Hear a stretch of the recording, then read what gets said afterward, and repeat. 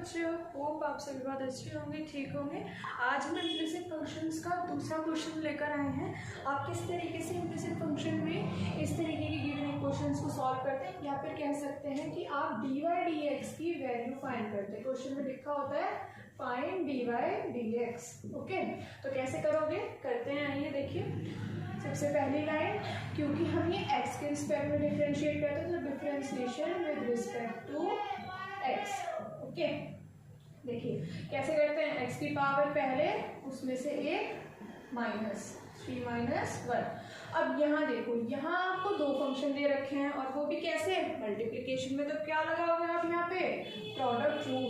ठीक है, मैंने बताया था ना, क्या लगाओगे, प्रोडक्ट रूल लगाओगे यहाँ पे। ओके, तो u एज इट इज रख देते हैं, ठीक है, और y का क्या कर देते हैं, डेरिवेटिव। ठीक है, फिर y एज इट इज रख देते हैं और u का क्या कर देते हैं, डेरिवेटिव, ब्रैकेट क्लोज। सिमिलरली आगे भी लगाना है हमें product rule. u as it is रख दिया, y स्क्वायर का डेरिवेटिव, प्लस में y square as it is रख दिया और x का डेरिवेटिव। ठीक है, और लास्ट टर्म क्या दे रखी है, y3। तो y3 का क्या होगा, 3y का स्क्वायर, और फिर y का भी तो डेरिवेटिव करना है, तो dy अपॉन में dx, ये हो गया आपका 0। समझ आया, सॉल्व करते हैं। 3x का स्क्वायर, 3 माइनस 1 2, प्लस में x का square as it is, y का डेरिवेटिव क्या होगा, dy अपॉन में dx, प्लस में y as it is, x square का डेरिवेटिव क्या होगा, पावर 1, और पावर में से पावर आ गया, पावर में से एक माइनस, जो कि क्या होगा, 2 माइनस 1 इज 1, प्लस में ब्रैकेट x, और y के स्क्वायर का डेरिवेटिव क्या होगा, पावर आगे और पावर में से एक माइनस, मतलब 2 माइनस 1 कितना हो जाएगा, 1। तो 1 लिखूँ ना लिखूँ कोई फर्क नहीं, फिर y का डेरिवेटिव भी करना पड़ता है, तो dy अपॉन में dx, प्लस में y का स्क्वायर, x के क्या होगा डेरिवेटिव 1, और यहाँ पे चल ही रहा है आपका 3y का स्क्वायर dy अपॉन में dx is equals to 0।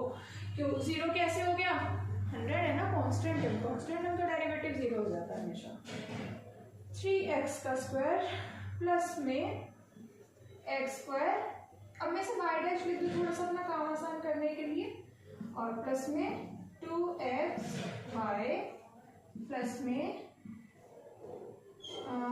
xy into में 2y, प्लस में y square y dash. Okay, ये dy dx को मैंने y डैश लिख दिया, प्लस में 3y का square and y dash is equals to 0। यहाँ तक समझ आ रहा है। क्या करती हूँ, जो ये y डेरिवेटिव वाले हैं ना, इन सबको एक साथ लिख लेती हूँ, और जो ये x वाले हैं इन सबको एक साथ लिख लेती हूँ, मतलब नॉर्मल जो वेरिएबल्स हैं यहाँ के।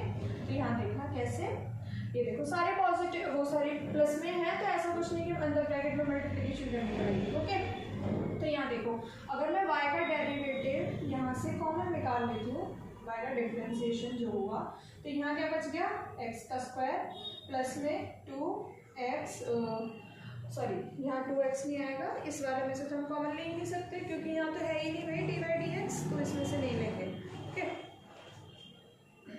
तो यहाँ से हमने y डैश निकाला, फिर हम यहाँ से निकाल सकते हैं। तो अगर हमने यहाँ से y डैश निकाल लिया तो यहाँ क्या बच गया, 2xy बच गया, और अगर यहाँ से y डैश निकाल लिया तो क्या बच गया, यहाँ पे y का स्क्वायर बच गया। तो मैं सिर्फ आपको समझाने के लिए, ताकि आपको कंफ्यूजन ना हो, तो मैं इन पे हल्का सा कट लगा देती हूँ कि हमने ये वाली टर्म लिख ली, ये वाली टर्म लिख ली और ये वाली टर्म लिख ली।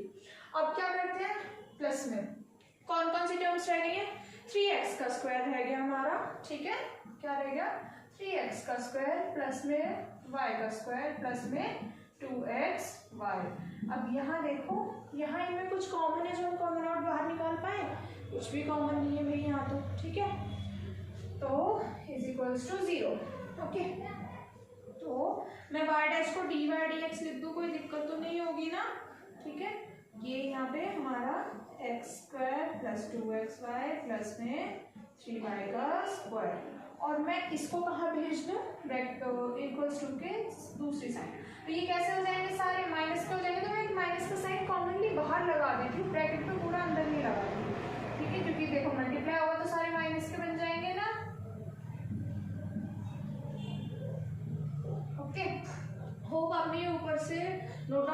और तो मैं इसे इरेज कर देती हूँ। अब ये मल्टीप्लिकेशन में जाहिर सी बात है इक्वल्स टू के उधर भेज देंगे, क्योंकि हमें तो सिर्फ डी वाई डी एक्स की वैल्यू चाहिए होती है ना। तो माइनस का 3x का स्क्वायर प्लस में y का स्क्वायर प्लस में 2xy, जिसके अपॉन में क्या आएगा आपकी ये टर्म आएगी विच इज x का स्क्वायर प्लस में 2xy प्लस में 3y का स्क्वायर। तो इस क्वेश्चन का आपका आंसर यही होगा।